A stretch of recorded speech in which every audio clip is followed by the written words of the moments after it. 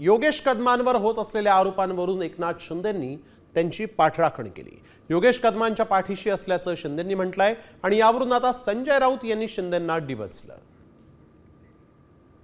रामदास भाईंचा मी मुलगा आहे आणि मी देखील पुन्हा एकदा ठणकावून सांगतोय की माझ्या देखील कारकिर्दीमध्ये योगेश कदमवरती का डाग लागल्याचं एकही काम करणार नाही, कधी माझ्याकडून हातून झालेलं नाही, या ठणकावून सांगतो। या असे आरोप करण्यावर आम्ही कधी भीक घातलेली आणि घालणार देखील नाही। अशा आरोपांना आम्ही कधी भीक घालत नाही।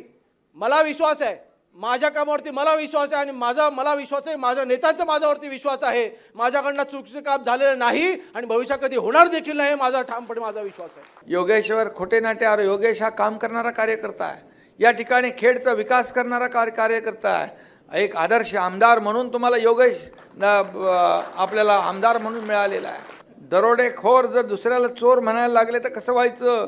कफन चोर, डांबर चोर, खिचडी चोर, मिठीतला गाळ चोर, अशी किती लोक आहेत। मी तुझ्या पाठीशी आहे म्हणजे काय?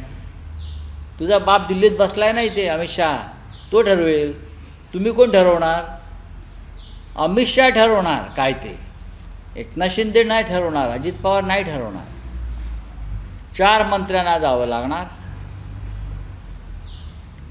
योगेश कदमांचं काय होत आहे, कोकाटेचं काय होत आहे, संजय सिरसाटचं काय होत आहे, कळेल ना तुम्हाला उद्या।